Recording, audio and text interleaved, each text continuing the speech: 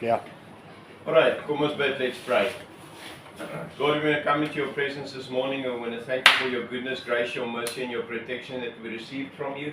Here, dankie dat jy elke persoon by mekaar gebring het. Here, hierdie naweek is so belangrike naweek en baie mense gebruik dit oor paashase en oor eiers en sulke goed, dit het absoluut niks daarmee te doen nie. Dit het 'n reklame geword om geld te maak, Vader, en is eintlik 'n skande, want dit is die hoogste naweek in die kalender van 'n Christen om te sê dat Jesus op die kruis gesterf het vir ons. Hy het die prys betaal, he paid the price so that we can have freedom, we can have grace and we can have mercy every day. Here, seën ons op hierdie dag, seën hierdie diens en laat die woord wat ek bedien vanoggend 'n woord wees om lewens te verander. Laat elke hart en gedagte voorberei sal wees en reg sal wees om die woord te ontvang so that we become doers of the word and not only hearers. Bless us this morning is my prayer in Jesus' name and Jesus' name. Amen. Amen. Weet ek sit in die ou tyd in as hulle 'n kontrak aangegaan het, was dit nie met handtekeninge nie. Daar was twee goed wat gebeur het. There's two things that happened in the olden days when a contract was amongst big contracts was determined between two people. Dan het hulle letterlik die een was, hulle het 'n seël gebruik. Maar 'n seël was net gebruik, 'n signature ring or a seal was only used by kings and leaders in high positions. Die res van die gemeenskap het op een of ander manier, onthou net een ding, mense het nie in die baie oudheid, in the olden days they didn't go to school, so they didn't write. And Frans, am I right? When you can't write on a statement, what do? You make a? No. What do the guys make that can't? You make a cross. 'n Ou wat nie kan teken het 'n kruis gemaak. So, wat gebeur het was, as jy 'n kontrak aangegaan het twee ouens, nou as jy daaroor dink, hoe die hel het jy geweet wie die kruis gemaak? How did you know who made the cross? But that is the way they signed a contract in the olden days. It's just funny if you think about it. Why would they choose in the olden days to settle a contract or to make an agreement between two people with a cross? Why didn't they use a triangle? Why didn't they use a circle? Have you thought about it? Yeah. Het jy al daaroor gedink? Hoekom het hulle 'n kruis gebruik? Nou ek gaan nou 'n bietjie 'n light op die onderwerp sit, hoekom hulle 'n kruis gebruik het en wat die simboliese betekenis daarvan. Het jy al gesien, ons het nou die dag gepraat oor die Crusaders. Crusaders time. Wat het hulle op hulle bors gehad om te simboliseer wat hulle funksie was? 'n Kruis. Okay, they were way gone because the Crusaders were like Paul before he got saved. They were the Saul generation because they believed they were killing people for God. And that's not God's way of saving people. But in that time, they believed they've got this cross on and they were like, basically the sheriffs of that time and they were the judge, jury and executioners. So hulle het agter mense aangegaan en mense doodgemaak. Baie keer onskuldige mense verbrand somme in 'n stad. Hulle brand 'n hele stad af as hulle een ou nie kan kry nie. So that's what happened in the Crusades. En die snaaks dat jy deur die geskiedenis oral sien die kruis kom op. And now I'm talking about after Jesus Christ. Hoe die kruis ewe skielik simboliese betekenis gekry het na Jesus Christus. Ons dra vandag 'n kruis om ons nek. And the bad thing is, die slegte ding is baie dra 'n kruis as juwele.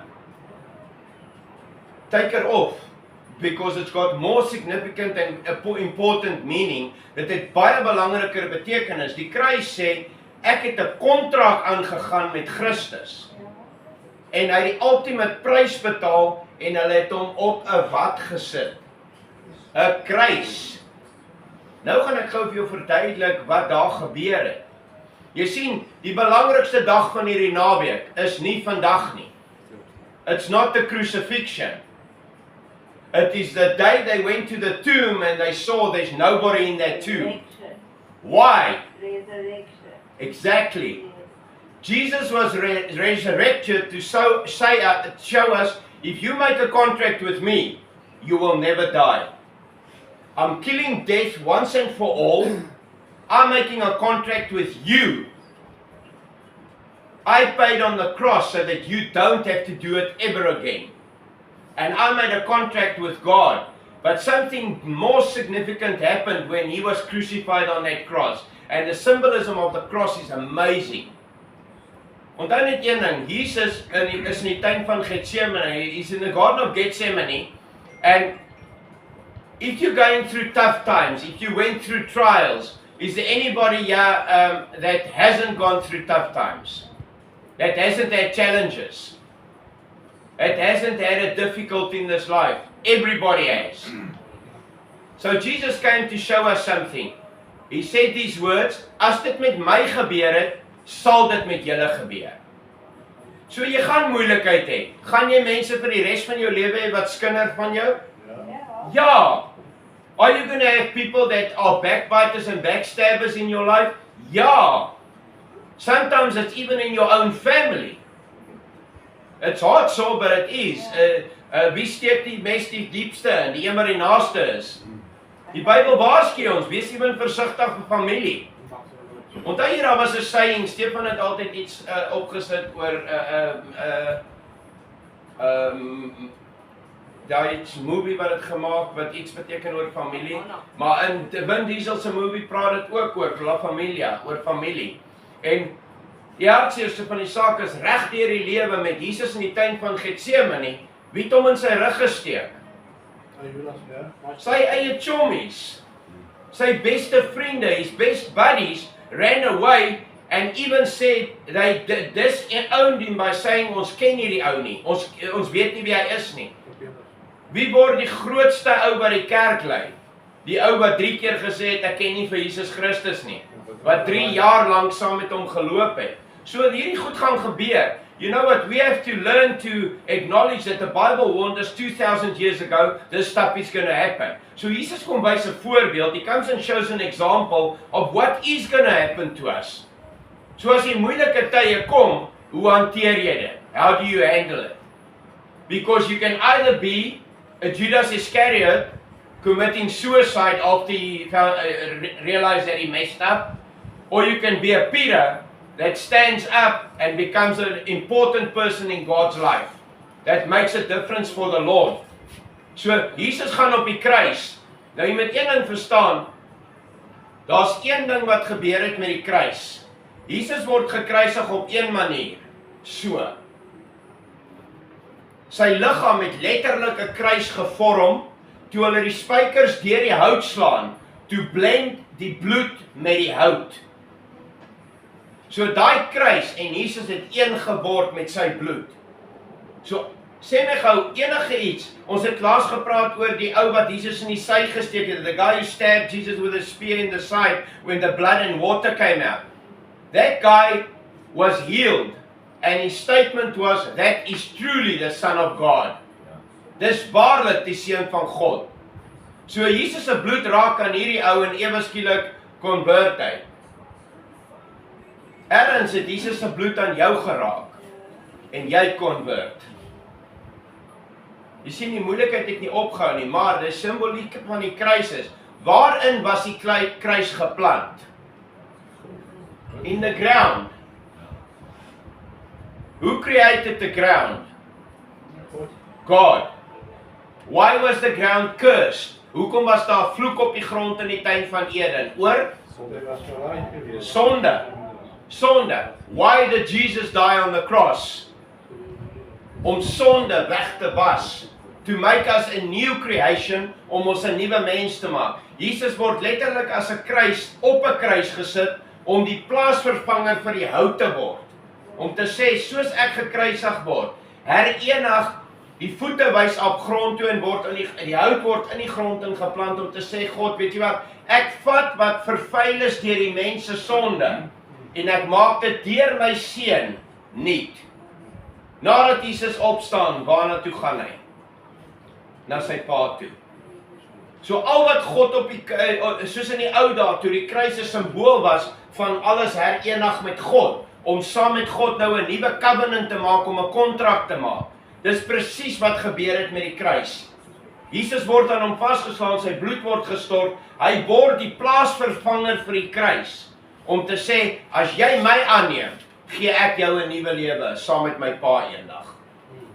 So daai kontrak word beseël letterlik met die liggaam van 'n man wat in die vorm van 'n kruis is, om God het gesê, met dit maak ek 'n kontrak met elkeen van julle. I made this contract with all of you. This is a new beginning. I make the contract. I will always be there for you. I will be there to strengthen you in your tough times, in your times that you are down. Wie dink julle ken jou hartseer binne in jou beter as enigiemand? Only God. Only God. Sê my gou, as ek praat en jou ma praat en Jolanda praat, wie praat die waarheid? Net die Vader. Jy praat in een mond. Die man. Jy praat, everybody tells the story. Praat ek die waarheid op. Maar jy praat uit die agtergrond uit van what you perceive as being the truth and what influences you. So jy sê om jou beter te maak voel, praat jy. Ek gaan nou weer my weergawe vertel en op die einde van die dag wat gebeur is as jy met baie mense praat, sit jy al die mense in 'n posisie om te besluit wat is die waarheid. Ja. Wat doen jy? Jy mislei mense. Because the only one that knows the truth, even al sê iemand vir jou, ek sal jullie volle waarheid vertel. Somewhere in there, it creeps in their own will, their own thoughts and their own emotions. Die enigste wat die waarheid ken en wat jou ken, Marius, die enigste wat jou ken, van kop tot tone, is God. Almal kan dink hulle ken jou. Jolandi kan miskien sê sy ken jou. Nee, sy ken wat jou gewys het. Sy ken wat sy geleer het. Sy ken nie die Marius wat binne wegkruip nie. In us, there's somebody hiding that we don't want to show other people. We don't sommer. Why? Why do we do that? We don't trust that much. Ons vertrou nie so baie nie. Maar as een persoon, there's one person that knows your ins and your outs, 100% he knows you. Jy kan almal boeldas, but not God. En nie by the covenant to say, weet jy wat, Dolf, my seun het op die kruis gesterf op hierdie naweek, want ek het jou gekoop. Ek het jou teruggebring van waar die wêreld jou gevat het.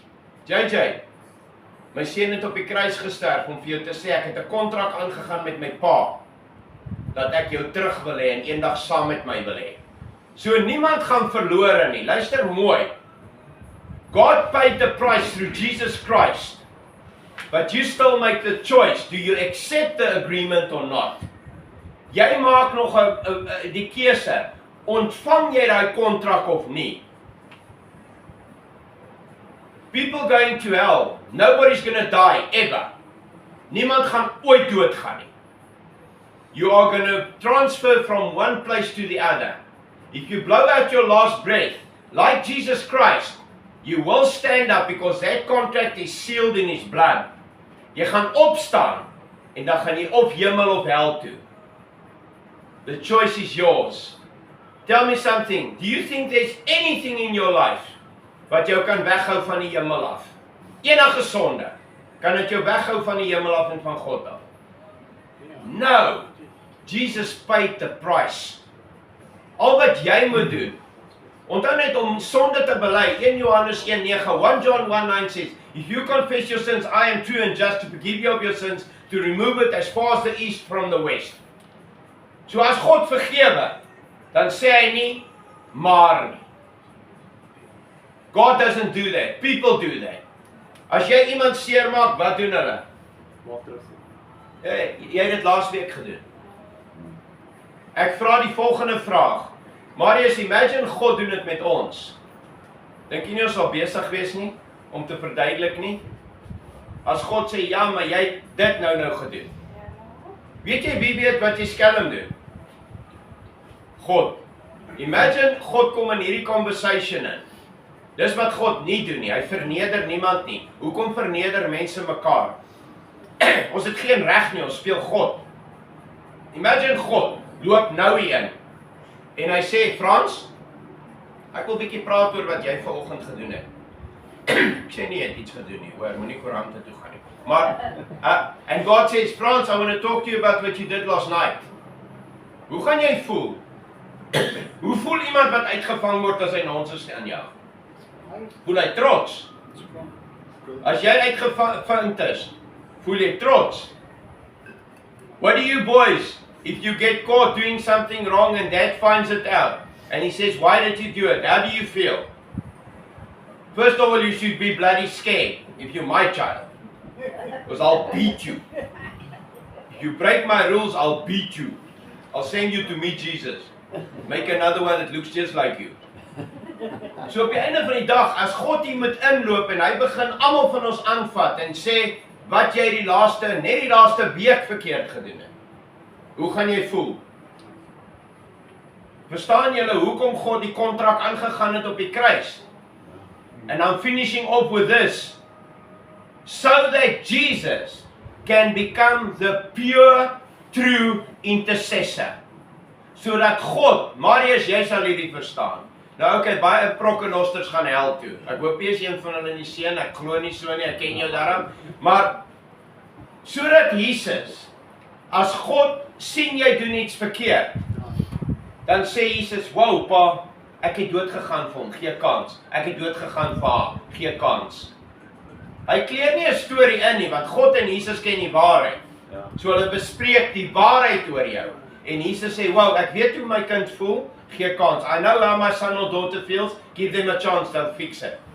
En dit is die kontrak wat aangegaan was. That's the contract today. Jesus hung on that cross out of free will. Besef julle, hy kon dit gelos het. Ja, hy kon die engele geroep het. Hy sê, ek kan legioene roep om my nou te red. I can call legions to come and take me off this cross now. But I chose to be here. Het hy deur twyfeling gegaan en hartseer? Ja. 2 keer het hy gesê, Vader, vat hierdie beker van my weg, te seer. Die 3de keer sê hy, Jou wil moet gesien. laat u wil geskied. Is ons nie bly daaroor nie? Die kontrak is beseël met die kruis en met Jesus se bloed, sodat God vir jou sê, Jolanda, jy is so belangrik vir my. Shamay, jy is so belangrik vir God. Almal van julle, everybody here, realize everything you do, there was a price paid that none of us will be willing to pay. Yes. Almal wat kinders het, Zanny, as ek nou vir jou moet sê, slaan vir Elia aan 'n houtkruis vas en ek spaar 10 ander mense. Sal jy dit doen? Can you imagine what God felt like? Why do you think darkness came over the earth when Jesus died? God is the light giver. He closed his eyes and cried. He closed the light on the earth. Hy het sy oë toegemaak, want hy wou nie meer sien wat daaronder gebeur nie. Hy kon nie sien hoe sy seun vasgespijker word deur mense wat hy liefhet, and he still chose to die. So people that say, do you know what? God plans ahead. Dink, as hy vooruit beplan was, sou Jesus nie 2 keer vir hom gevra het dat die beker verby my gaan nie. Hy sou geweet het, he would have known that he knows, I can't ask that. But emotions which God created me and you with, allows us to cry, allows us to be heartsore, allows us to be angry, but don't stay there. Ek het iets geleer van 'n baie amazing jonge dame, 'n rukkie terug. Because I had one hell of an argument with the Lord.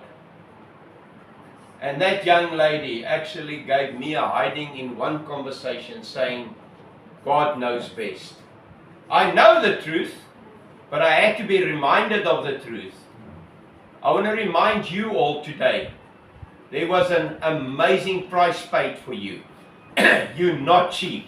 And when the devil comes to break you down, om jou af te breek en sê jy's niks, and tell you you're nothing, and he comes to steal with his lies, remind him of the sealed contract in the blood of Jesus Christ.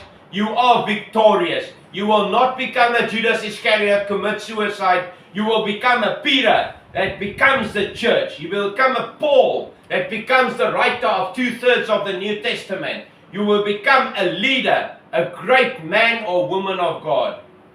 When the devil reminds you of your past, reminds him of his future. The contract is sealed. Heaven is open to everybody that chooses it. Hell is open to the devil and everybody that chooses to disacknowledge Jesus Christ and the price he paid. Die prijs is betaal to show you how God feels about you. You were paid by the life of Jesus Christ.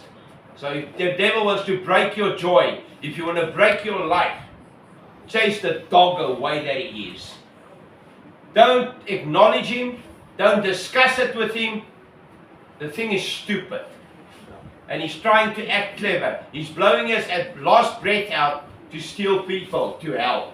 Don't you be one of them. Moenie jy hom toestemming gee om dit te doen met jou nie. You are a true warrior of God. Be one. Fight the devil with everything in you so that you can get the price that Jesus paid on the cross for you. Be in heaven one day. Do you have reason to go to heaven? Marius, Lindy? Do you have an amazing reason to go? Do all of you have a reason to go? We do, eh? Ja, ik vrees het. It's going to be a unification of God's people, and He's going to rectify families. We think families are getting lesser on earth, and now God's just joining them up in heaven. They're waiting for us. There's going to be a hell of a party there. Ek het altyd gesê, jou cheap steaks wat jy hier braai, gaan niks wees wat ek gaan braai in die hemel nie. Let's pray. Lord, we want to thank you for everything you've done. Jesus Christ, you made a willful choice. You het 'n keuse gemaak om vir my te sterf op hy kruis. Sorry vir die kere wat ek verkeerd opgetree het en die dinge wat ek verkeerd gedoen het. Father, we know in your eyes that a minute ago is the past, and we should never live in the past because God does not live in the past. We want to thank you for our future. Ons wil U bedank vir ons toekoms wat blink is. Ewen die einde op hierdie aarde word die begin van 'n groot toekoms saam met U, saam met ons familielede, saam met ons geliefdes wat al klaar daar is. Lord, bless this day, bless this weekend, and that we know this weekend is nothing about chocolates. Not that we don't enjoy chocolates, we are going to eat them. But Lord, this weekend is about the Son of God that was the ultimate gift so that we can have freedom, sodat ons vry kan wees. Seën hierdie dag vir elkeen, seën hulle by hulle families, laat hulle dit geniet in Jesus wonderlike naam. Amen. I told Jolly, and sorry, we're going to be another 10 minutes. I told Jolly, I had the privilege of doing something this week, and it was an answer on a prayer that I laid in front of. If you want a prayers answered, I forgot it for a few years. Put a challenge in front of God and see what He does. And I did this, and a young man approached me and told me, would I mind baptizing him today? And it's an honor and a privilege for me to do it. Devin, are you ready? Yes. Devin approached me, and I went and got him, and he helped me with a lot of stuff here, and we were having discussions, and Devin came to me and he spoke his heart out to me and was very truthful, and he asked me if I can please baptize him this morning. So Dave, thank you for asking me. It's an honor. So we're going to go down to the swimming pool, please, and we're going to acknowledge the fact that on the weekend Jesus paid the price. We are also baptizing one of God's sons and someone's son in this place. So yeah, Trevor, I don't think you knew anything about it, but yeah, he really spoke to me about everything in his life, and he told me he wants to fix his life and get in line with God, and he wants to start with being baptized. So wat ons gaan doen is, ek gaan vra dat ons almal afbeweeg, en ek gaan vir Devin gou doop daar in die swembad. Thank you very much. If we can move down, I'm just going to put on my costume. Dave, grab a towel, Yolanda. Please don't do what they do with the fire walkers and they all fall into the fire. Yeah. Of doing the baptism, I insert you into the water until you're talking two languages, okay? So if you don't, I'm going to keep you under. So you're either going to come up a new person talking in another language, stop, I know you're gone, then we'll have a funeral here in the swimming pool as well. Okay. All right. So let me explain to you, buddy. With baptism, lots of people want to wait until they're ready. They will never get baptized because they will never be ready. You will never be without sin or problems or challenges in life. The baptism is a head decision of saying, I want to get closer to God, I want a relationship with God. That does not mean, and I need you all to understand, when you get baptized, it's not a question of, you know, lots of people see a Christian being baptized and then they think, whoa, now he is going to live a perfect world and he's never going to make people angry or he's not going to get angry. No, if you show me that person should have been in heaven already. You're on an earth that's broken. People do things against people. People irritate each other. If a person slaps you long enough, you're going to start slapping back. Is that sin? No, it's a reaction on emotions. So understand one thing. Lots of people, I've spoken to so many people, and then they say, I will wait until I am better to be baptized. You will never get baptized if you like that. It's like people that saying, when we've got enough money, we'll get married. They stay together for 20 years because they'll never have enough money. Because you spend everything you get in any case. You get a raise, you buy a new car. There's not enough money. So at the end of the day, what happens is, baptism is you having a heart's decision. It's got nothing to do with anybody else. The baptism has nothing to do with anybody, because what people do is they look at him and then they think, okay, now they see him doing something wrong. And they say, oh yeah, he was baptized the other day. It's got nothing to do with you. Shut up. Okay, I'm not a nice pastor, so just shut up. It's his heart decision to say, I want to bring it in line with God. So what he actually does here is, what happened when Jesus was baptized by John? He said he came out of the water and the Holy Spirit came on him like a dove to acknowledge the agreement between him and God. So when he comes up, the Holy Spirit actually says, now I am going to come in and I'm going to fill you. So from now on, you do have a problem. When you were deaf for the voice of God, now you are going to hear him. He's going to worry you because now he's bought you. So he's going to worry you and he's going to irritate you until he gets out of your life what is not supposed to be there. You're going to have a guilty conscience. Whatever you do wrong, you're going to know, that was dumb. That's not you. You're not clever enough. We're not clever enough. That's the Holy Spirit saying that was dumb. Okay, so what you're getting is, with the baptism today, when I dunk you into the water, it's like taking a dirty cloth and putting it in water, and every time you bring it out and put it in clean water, it gets more clean. That's what happens here. We're taking the dirty Devon, we're dunking him in the water, and when you come out, it's a hot thing. Listen here, you're not going to hear thunderstorms and all that rubbish. Everybody thinks that's what all this stuff is about. It's an agreement between you and God. At the end of the day, if you are bull dusting God, that's between you and God. But the baptism is one of the hierarchy of the Christian life. So what I'm going to do is, I'm going to ask you a question. Do you know Jesus Christ? Have you accepted him as Lord and Savior in your life? Do you acknowledge that God is your Father? Do you know that baptism is God saying this morning, I'm making a new covenant with you. I want to be your dad. So then your focus is not on earthly stuff. Well, when we were speaking, I couldn't believe how much he told me how much he loves his dad. I don't know why. I know you, Trevor. I really do not know, but we will speak about that. But today, it's a privilege for me, Devon, to baptize you. What I'm going to do is I'm going to close your nose and your mouth so that I kill you quickly.